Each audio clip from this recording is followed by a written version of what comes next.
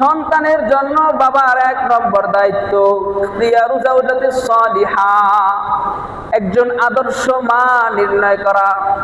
আর যদি এমন মেয়েকে চয়ন করা হয় যেই মেয়ে মেসির ভক্ত, তাহলে ওই মায়ের গর্ভ থেকে যেই সন্তান দুনিয়ায় আসবে ওই সন্তান অটোমেটিক মেসির ভক্ত হয়ে যাবে।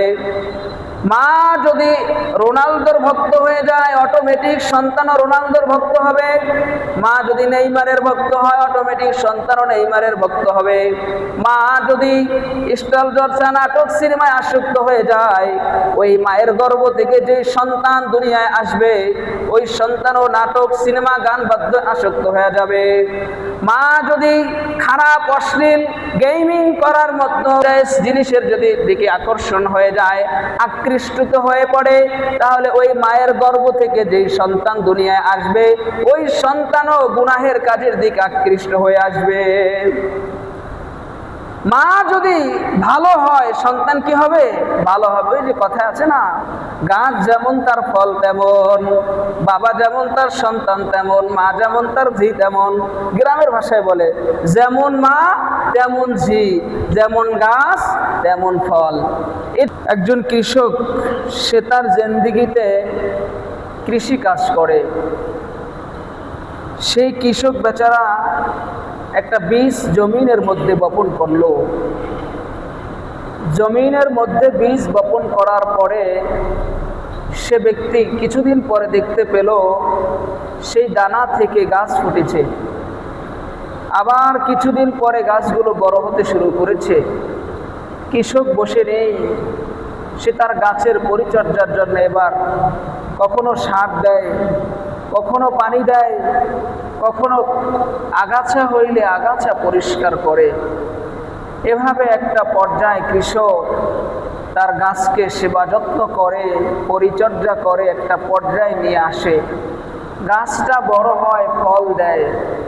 কৃষক গাছের শৈশবকালে যখন গাছটা রোপণ করছিল তখন তার মনে একটা আশা ছিল এই গাছ একদিন বড় হবে, এই গাছ একদিন ফল দিবে, আমি ফল ভোগ করব। সেই আশায় সে গাছটা যখন ছোট ছিল ফল আসেনি তখন থেকে একের পর এক মেহনত শুরু করেছে। একটা পর্যায়ে গাছ থেকে ফল চলে এসেছে। ঠিক তেমনি ভাবে একটা পরিবারের মধ্যে থাকেন। কেউ কেউ বলে বটগাছ বা পিতা, তার তত্ত্বাবধানে পরিবারটা পরিচালিত হয়। পিতা সন্তানের ছোট্টবেলা থেকেই, শৈশবকাল থেকেই সন্তানের যে সকল দায়িত্ব রয়েছে সেগুলোর প্রতি সোচ্চার হন, সেগুলোর প্রতি গুরুত্ব আরোপ করেন। কেন? এই সন্তান বড় হবে একদিন এই সন্তান মানুষের মতো মানুষ হবে, দুনিয়ার জিন্দেগিতে ভালো কাজ করবে, আখিরাতের জিন্দেগিতে সফল কাম হবে। আমি বাবাও একজন সফল বাবা হিসাবে পরিচিতি লাভ করব। তো আল্লাহ পাক পবিত্র কোরআনে কারীমের মধ্যে বলেন, আল্লাহু জাআলা লাকুম মিন আনফুসিকুম আজওয়াজান ওয়া জাআলা লাকুম মিন আজওয়াজিকুম وجعل لكم من أزواجكم بنين وحفدة। আল্লাহ পাক পবিত্র কোরআনে কারীমের মধ্যে বলেন, আমি আল্লাহ রাব্বুল আলামিন তোমাদের জন্য স্ত্রী তৈরি করে দিয়েছি। তোমাদের নিজেদের থেকে তোমাদের জন্য আমি আল্লাহ তাআলা স্ত্রীদের ব্যবস্থা করেছি। ওয়া জাআলা লাকুম মিন আজওয়াজিকুম বানিন, এরপরে আমি আল্লাহ রাব্বুল আলামিন তোমাদের সেই স্ত্রীদের থেকে সন্তান দান করি। ওয়া হাফাদাতা, আবার সেই সন্তান থেকে তোমাদের জন্য নাতি নাতকুরের ব্যবস্থা আমি আল্লাহ করে দেই। আল্লাহ ইয়াতে বললেন যে আমি রব। কেমন রব? তোমাদের জিন্দেগিতে আমি আল্লাহ তোমাদেরকে স্ত্রী দান করি, আবার সেই ভালোবাসার মানুষের থেকে সন্তান দুনিয়ায় চলে আসে, আবার সেই সন্তান থেকে নাতি নাতকুর দান করি। এই আয়াতে আল্লাহ পাক এই কথা বললেন। আরেক আয়াতে আল্লাহ বলেন, আমি যে সন্তান দেই, এই সন্তান আমি নারীও বানাই, পুরুষও বানাই, ছেলেও দেই, মেয়েও দেই, আবার কাউকে দুইটাই দেই, আবার কাউকে কোনোটাই দেই না। আল্লাহ পাক সেটাও বলেছেন সূরা সূরার 49 নম্বর আয়াতে কারিমার মধ্যে আল্লাহ পাক বলেন, ইয়াখলুকু মা ইয়াশা ইয়াহাবু লিমান ইয়াশাউ ইনাসাও ওয়া ইয়াহাবু লিমান ইয়াশাউ যুকুর। আল্লাহ পাক রব্বুল আলামিন বলেন, ইয়াখলুকু মা ইয়াশা, আমি আল্লাহ তাআলা যা চাই তাই সৃষ্টি করি। ইয়াহাবু লিমান ইয়াশাউ ইনাসা ওয়া ইয়াহাবু লিমান ইয়াশাউ যুকুর। আর আমি আল্লাহ পাক যখন যাকে মনে চায় আমার, আমি তখন তাকে সন্তান দান করি। আর কাউকে আমি আল্লাহ তাআলা ছেলে দান করি, আমি আল্লাহ কাউকে মেয়ে দান করি। এটা কার কথা? আমার আল্লাহর কথা। আল্লাহ বলে, আমি যখন চাই আমার বান্দা এবং বান্দীদেরকে আমি আল্লাহ কখনো ছেলে দেই, কখনো মেয়ে দেই, এটা আমার সিদ্ধান্ত। কিন্তু কখনো কখনো দেখা যায় আমাদের মেয়ে যখন জন্ম হয় তখন আমাদের মুখ কালো হয়ে যায়, আর ছেলে জন্ম হলে মুখে হাসি ফোটে, শুধু হাসি নয় বরং মিষ্টি বিলাই। কিন্তু আল্লাহ বলে, না, এমন আচরণ আমি তোমার থেকে আশা করি না, এই সিদ্ধান্ত তো আমি আল্লাহ। এরপর আল্লাহ বলেন, আউযুজুহুম যুকরানা ওয়া ইনাসা। এরপর আল্লাহ বলেন, আমি আল্লাহ তাআলা কাউকে ছেলেও দান করি, আবার মেয়েও দান করি। ওয়ায়াজআলু মান ইয়াশাউ আকিমা, আর কাউকে আমি ছেলেও দেই না, মেয়েও দেই না। এটা সম্পূর্ণ আমি আল্লাহর সিদ্ধান্ত। আমি তোমাদের জন্য তোমাদের স্ত্রীর ব্যবস্থা করেছি, সেখান থেকে আমি আল্লাহ সন্তান সন্ততি দান করি, আবার সেই সন্তান সন্ততি থেকে নাতি নাতকুর দান করি। আবার আল্লাহ বললেন, আমি এই নাতি নাতকুর সন্তান সন্ততির মধ্যে কাউকে ছেলে দেই, কাউকে মেয়ে দেই, আবার কাউকে উভয়টাই দান করি। আবার আমি আল্লাহ কাউকে কোনোটাই দান করি না। এটা একমাত্র আমি আল্লাহ পাকের সিদ্ধান্ত। সন্তান জন্ম হওয়ার পরে পিতার কি দায়িত্ব? এতদিন তো আমরা প্রায় বয়ান বক্তব্যের মধ্যে ওলামায়ে কেরামের মুখ থেকে বাবার খেদমত করলে কি সওয়াব, মায়ের খেদমত করলে কি সওয়াব, এই ওয়াজগুলো তো আমরা প্রায় শুনি। কিন্তু বাবার প্রতি, বাবার সন্তানের প্রতি কি দায়িত্ব রয়েছে, সন্তানের প্রতি বাবার কি কর্তব্য রয়েছে, কি করণীয় রয়েছে, সেই আলোচনা খুব কম হয়। আল্লাহ চাহে তো এই বিষয়ে আমরা আলোচনা করব।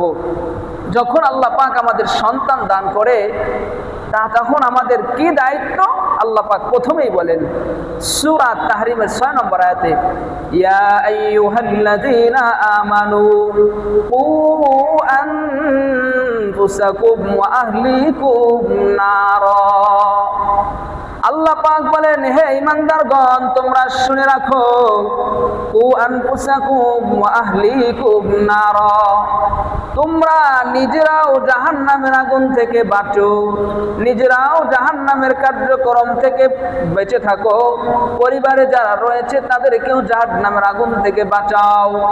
তুমি নামাজ পড়লা, সন্তান নামাজ পড়ে না, বলে না সন্তান জাহান্নামের কাজ করে, সন্তান জাহান্নামের দিকে আগায়। বরং তুমি সকল বাবা হলে তোমার দায়িত্ব হচ্ছে সন্তানকে নামাজের দিকে ডাকা। সন্তান এমন এমন কাজ করে যেগুলো জাহান্নামের দিকে সন্তান এগিয়ে যায়, আল্লাহ কোরআনে বলে, না, সে কাজ তুমি বাবা হয়ে সন্তানকে করতে দিতে পারো না।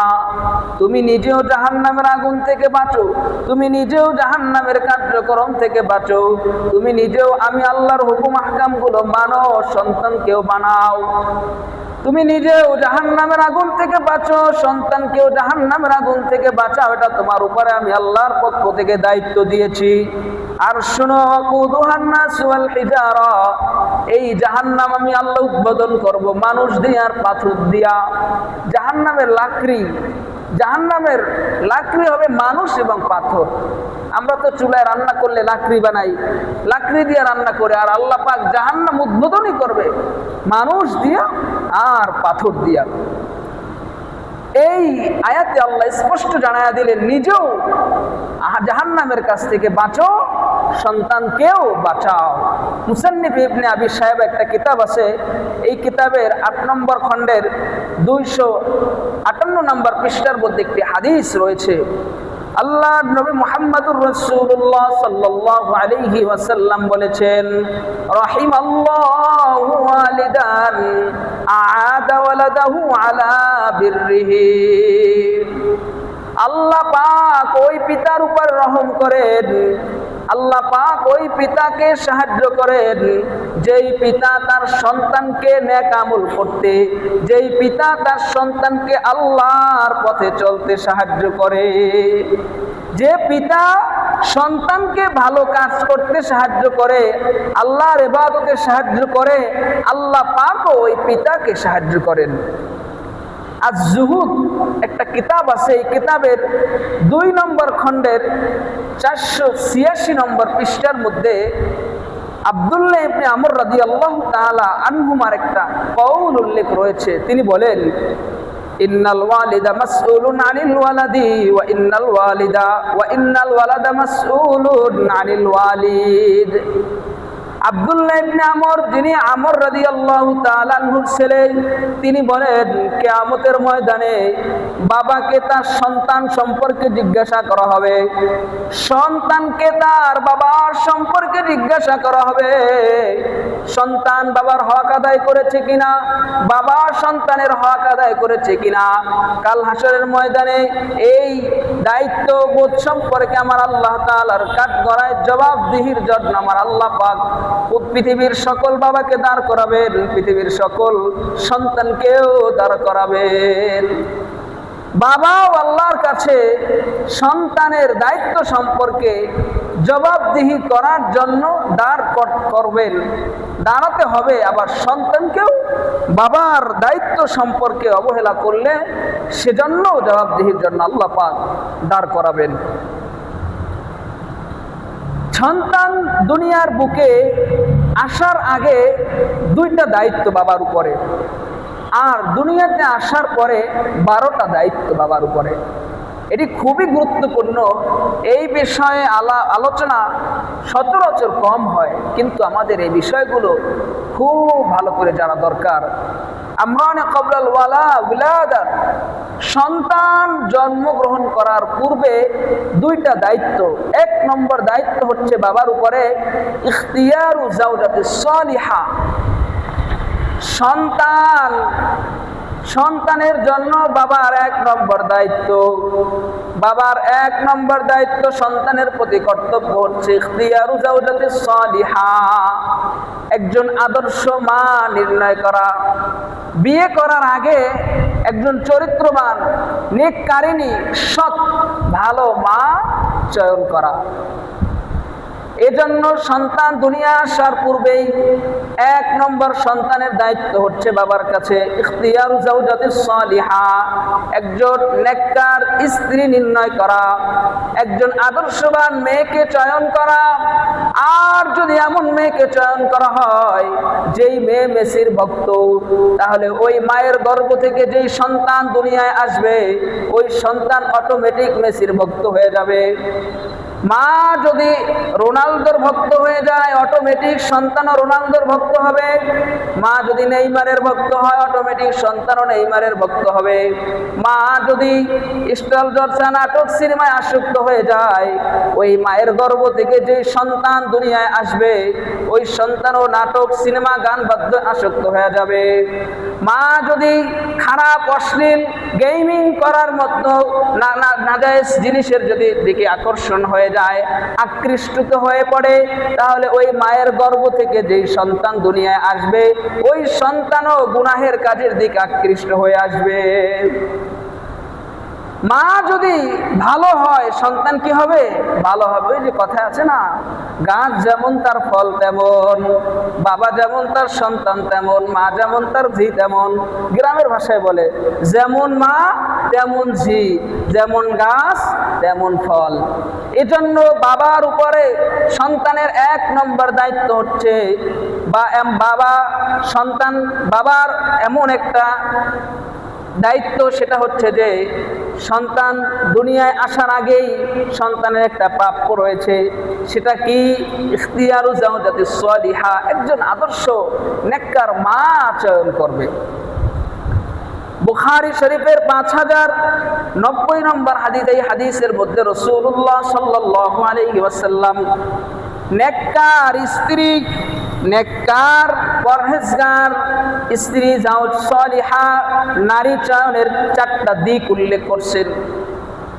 নবী করিম সাল্লাল্লাহু আলাইহি ওয়াসাল্লাম বলেন, তোমরা যখন বিয়ে করবা তখন নেককার নারী বিয়ে করবা। কিন্তু কেমনে বুঝবে নারী নেককার? 4টা জিনিস প্রথমে লক্ষ্য রাখবা। 1 নম্বরে লিমালিহা, মাল আছে কিনা, নারীর সম্পদশালী কিনা সেদিকে লক্ষ্য রাখবা। ছেলে যদি সম্পদশালী হয়, মেয়েও সম্পদশালী কিনা সেদিকে লক্ষ্য রাখা। ইসলামী শরীয়তের বিধি নিষেধ হচ্ছে, বিধি বিধান মতে কুফুর দিকে লক্ষ্য রাখা, কুফু মিলে কিনা। মালের দিক থেকেও যে একটা কুফু আছে সেদিকেও লক্ষ্য রাখা। আর যদি এই কুফুর দিকে লক্ষ্য না রাখা যদি ধনী গরিবের মধ্যে বিয়ে হয়ে যায়, জামাই যদি হয় গরিব আর শ্বশুর বাড়ি যদি হয় ধনী, তাহলে জামাইয়ের কপালে লাল বাতি ছাড়া আর কোনো কি উপায় নাই। যতদিন সংসার হবে শুধুমাত্র খোটা খোটা খোটা দিয়েই চলবে। যদি সেই ফ্যামিলিতে আদর্শবান, যদি সেই মেয়ে, সেই স্ত্রী যদি ধার্মিক আদর্শবান না হয়, যদি স্বামীর ইজ্জত করতে না পারে, তাহলে সে শুধু খোটাই দিয়ে যাবে। এজন্য রাসূল বলে মালের দিকেও লক্ষ্য রাখা, কুফু লক্ষ্য করা। 2 নম্বরে ওয়ালি হাসাবিহা, 2 নম্বরে বংশবিধি লক্ষ্য রাখা। কোন বংশের মেয়ে? মেয়েটা কি সামাজিক বংশের, অর্থাৎ মেয়েটা কি সম্ভ্রান্ত বংশের কিনা সেদিকে লক্ষ্য রাখা। যদি মেয়েটা সম্ভ্রান্ত বংশের হয়, আচার ব্যবহার তার থেকে তেমন পাওয়া যাবে, যেমন আশা করা যায় তেমন পাওয়া যাবে। আর যদি মেয়েটা বখিল বংশের হয়, তাহলে তার থেকে বখিলামি বের হয়ে আসবে। যেমন বংশের মেয়ে হবে তেমন বংশের কিছু না কিছু আচার আচরণ তার থেকে কি হবে? প্রকাশিত হবেই। এজন্য রাসূলুল্লাহ বলে বংশবিধি লক্ষ্য রেখে তোমরা বিয়ে করো। 3 নম্বর রাসূল বললেন ওয়ালি জামালিহা, মেয়ে লোকের সৌন্দর্যের দিকেও লক্ষ্য রাখো। বুখারীর বর্ণনায় ওয়ালি জামালি এসেছে, মুসলিমের বর্ণনায় লি জামালিহা, লাম নেই, ওয়া জামালিহা এসেছে। 2 বর্ণনায় 2 রকম কথা এসেছে। ওয়ালি জামালিহাও এসেছে আর জামালিহা, ওয়ালি জামালিহাও এসেছে আর শুধু জামালিহা এটাও এসেছে। 2টাই বর্ণনা সহিহ। তো মেয়ে লোকের সৌন্দর্যের দিকেও কি লক্ষ্য রাখা। এবার রাসূল বলেন যদি 3টার কোনোটা না মিলে, আর যদি ওয়ালি দীনিহা, মেয়ে লোকের মধ্যে যদি তুমি দিনদারি দেখো, তাহলে ফাসবার বিজাতিদ দ্বীন, দিনদারিকে তুমি প্রাধান্য দাও। তুমি মাল পাইলা না, বংশ পাইলা না, এরপরে সৌন্দর্য পাইলা না, তুমি যদি দিনদারিকে পেয়ে যাও তো দিনদারিটাকে তুমি কি করো? প্রাধান্য দাও। দিনদারিকে প্রাধান্য দাও। এটা আবার বিয়ের শর্ত না, বিয়ের শর্তের মধ্যে এটা না। এই দিকগুলো রাসূলুল্লাহ সাল্লাল্লাহু আলাইহি ওয়াসাল্লাম লক্ষ্য করতে বলেছেন। ওই যে সন্তানের প্রতি বাবার যে দায়িত্ব এবং কর্তব্য, ইখতিয়ারু জাওজাতিস সালিহা, নেককার মা চয়ন করা, এটা সন্তানের প্রাপ্য, এটা সন্তানের অধিকার বাবার কাছে। সেই নেককার স্ত্রী কিভাবে মিলবে?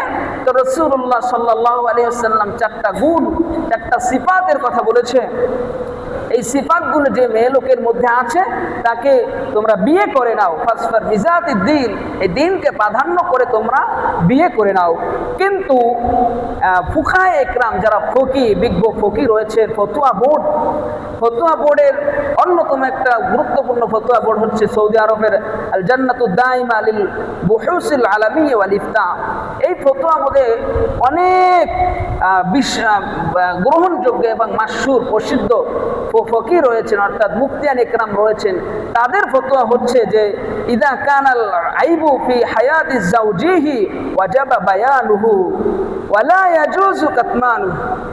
তাদের ফতোয়া হচ্ছে যে চারটা দিক দেখেতে তোমরা বিয়ে করবা, কিন্তু এমন কোনো দোষ ত্রুটি আছে মেয়ে লোকের যেটা বিয়ের পরে তার পারিবারিক অর্থাৎ তার বৈবাহিক জিন্দেগিতে প্রভাব সৃষ্টি করে।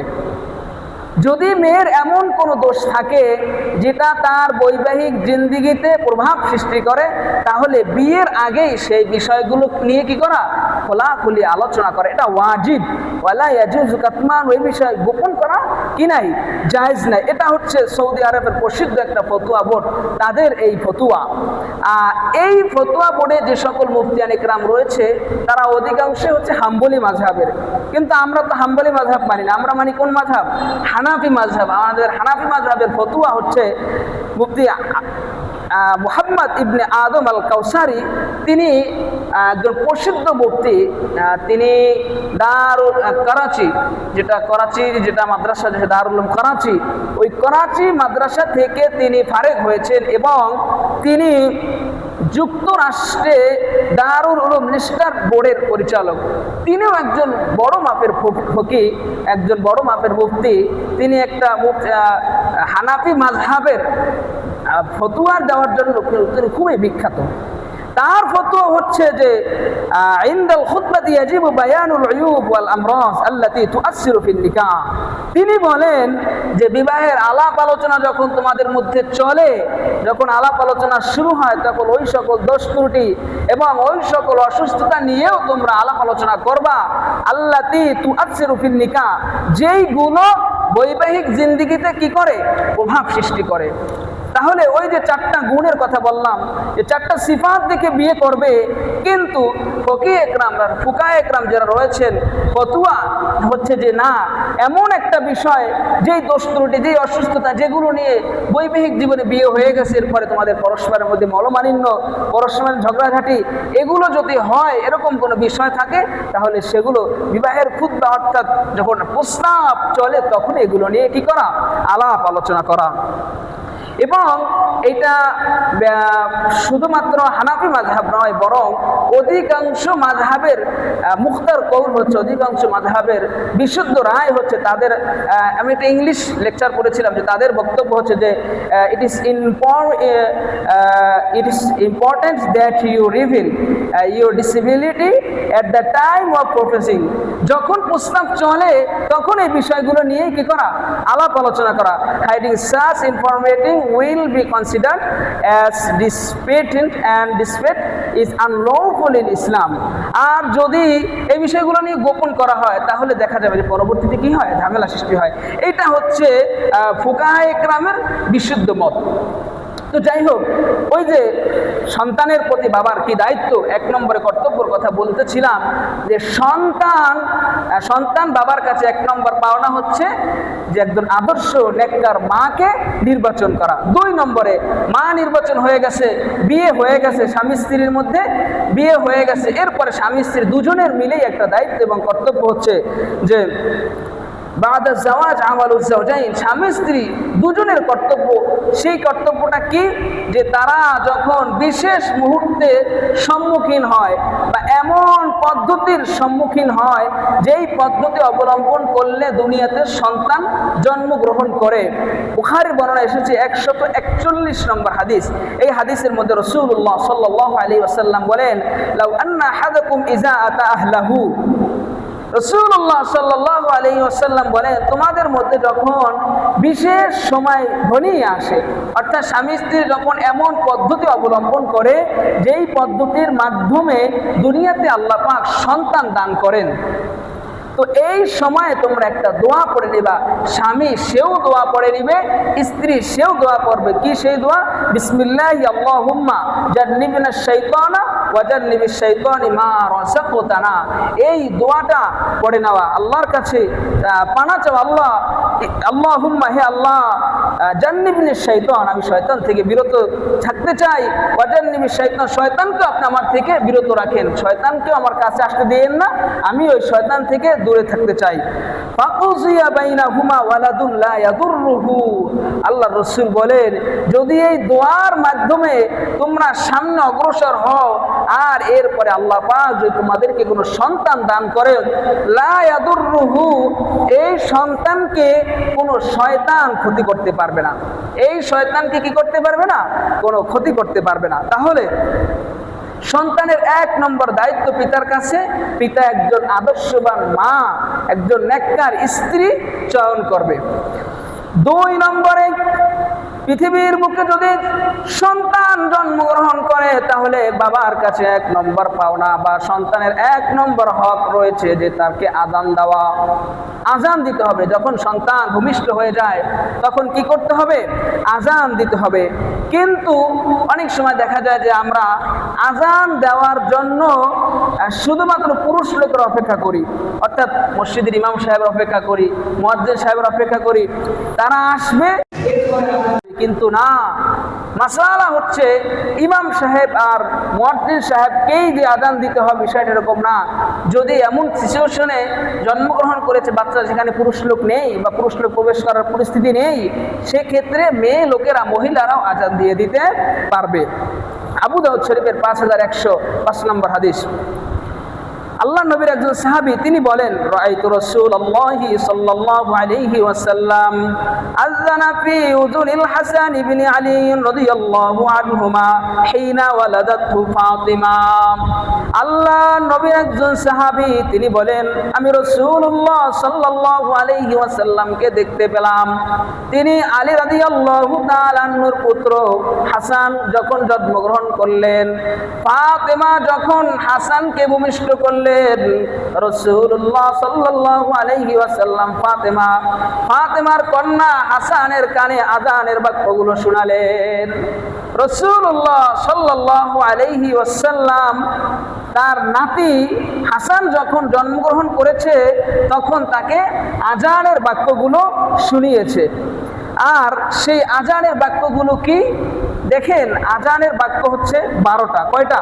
12টা। আমার সাথে পড়ে না, আল্লাহু আকবার, আল্লাহু আকবার একটা, আল্লাহু আকবার, আল্লাহু আকবার দুইটা, আশহাদু আল্লা ইলাহা ইল্লাল্লাহ তিনটা, আশহাদু আল্লা ইলাহা ইল্লাল্লাহ চারটা, আশহাদু আন্না মুহাম্মাদার রাসূলুল্লাহ পাঁচটা, আশহাদু আন্না মুহাম্মাদার রাসূলুল্লাহ ছয়টা, হাইয়া আলাস সালাহ সাতটা, হাইয়া আলাস সালাহ সাতটা, হাইয়া আলাল ফালাহ আটটা, হাইয়া আলাল ফালাহ নয়টা, আল্লাহু আকবার, আল্লাহু আকবার 10টা, লা ইলাহা ইল্লাল্লাহ। এই আযানের যে বাক্যগুলো রয়েছে টোটাল বাক্য হয়েছে কয়টা? 12টা। এই 12টা বাক্য যখন সন্তান ভূমিষ্ঠ হয় তার কানে দিয়ে দেওয়া, একথা বোঝানো যে শুরুতেও আল্লাহ, শেষেও আল্লাহ, মাসের মধ্যে মাস রয়েছে 12টা, তুমি এই 12 মাসের প্রতিদিন শুরুতে শেষে, রাতের বেলাও দিনের বেলাও শুরুতে এবং শেষে আল্লাহর নাম নিবা। যখন বাচ্চার কানে আযান দেওয়া হয় তাকে বোঝানো হয় কি যে তুমি শুরুতেও আল্লাহর নাম নিবা, শেষেও আল্লাহর নাম নিবা।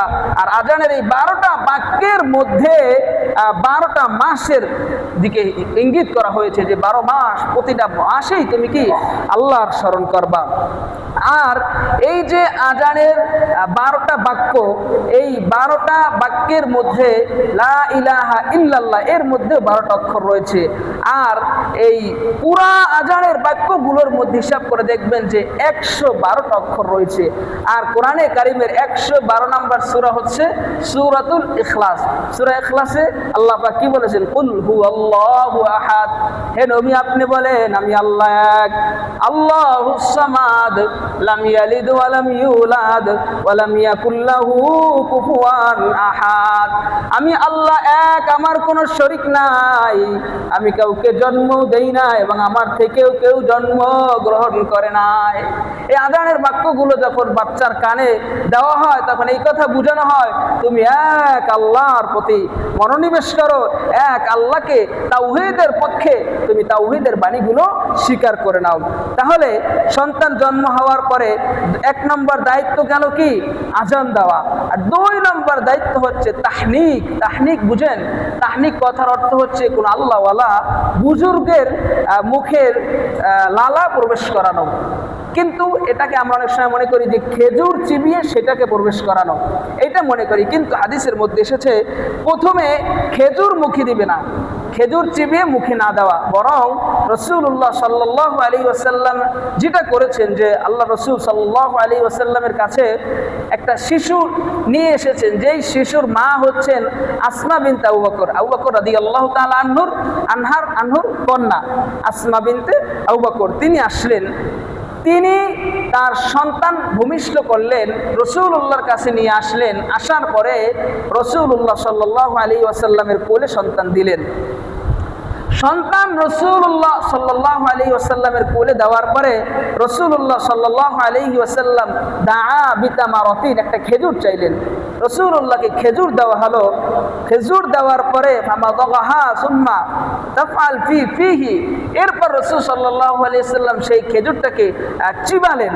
চিবানোর পরে প্রথমে রাসূলুল্লাহ সাল্লাল্লাহু আলাইহি ওয়াসাল্লাম মুখে একটু লালা নিয়ে বাচ্চার জিহ্বা লাগায় দিয়েছে। প্রথমে খেজুর দেয় নাই, প্রথমে কি দিয়েছে? লালা বাচ্চার মুখে দিয়েছে। বাচ্চা সেই লালাটা খেয়ে ফেলেছে। এরপরে আল্লাহ রাসূল বলে ফাকানা আউওয়ালা শাইইন দাখালা হাওফাহু রিকু রাসূলিল্লাহ সাল্লাল্লাহু আলাইহি ওয়াসাল্লাম। এই বাচ্চার মুখে যে খাবারটা প্রবেশ করেছে সর্বপ্রথম, এইটা আমার মুখে লালা প্রবেশ করেছে। বলে সুবহানাল্লাহ। আমাদের বাচ্চারা জন্মগ্রহণ করার পরে যদি স্বপ্নে হলেও রাসূলুল্লাহ সাল্লাল্লাহু আলাইহি ওয়াসাল্লামের মুখে লালা প্রবেশ করাই দিত আল্লাহ রাসূল, তাহলে কতই না ভালো হইতো। তো যাই হোক, আবু বকর আসমা বিনতে আবু বকর আসমা রাদিয়াল্লাহু তাআলা আনহার সন্তান জন্মগ্রহণ করার পর রাসূলের কাছে নিয়ে আসলেন। রাসূল খেজুর চিবিয়ে আগে কি দিলেন? মুখে লালা প্রবেশ করায় দিলেন। বাচ্চা যখন মুখে লালা খেয়ে ফেললো, এরপর রাসূল সাল্লাল্লাহু আলাইহি ওয়াসাল্লাম সুম্মা হান্নাকাহু বিতামার, এরপরে খেজুর চিবিয়ে রাসূল সাল্লাল্লাহু আলাইহি সামান্য একটু অংশ এই বাচ্চার উপরের দাঁতের গোড়ায় লাগাই দিছে। কোথায় দিছে? জিহ্বায় দেয় না, উপরের দাঁতের গোড়ার দিকে লাগাই দিছে। বাচ্চা সেখান থেকে চুয়ে চুয়ে আস্তে আস্তে খেয়ে ফেলেছে। তাহলে বাচ্চার জন্মগ্রহণ করার পরে 1 নম্বর দায়িত্ব কি? 1 নম্বর দায়িত্ব কি? আজান দেওয়া। যদি পুরুষ লোক নাও থাকে তাহলে মেয়ে লোকেরা কি দেবে? আজান দিয়ে দিতে পারবে। এটা কি জায়েজ আছে। আর 2 নম্বর তাহনিক করানো, আল্লাহওয়ালা বুজুর্গের কাছ থেকে তাহনিক করা। আর এরপরে সে বুজুর্গ দাআহু, তার জন্য তাবাররাকাহু, তার জন্য দোয়া করে দিবে।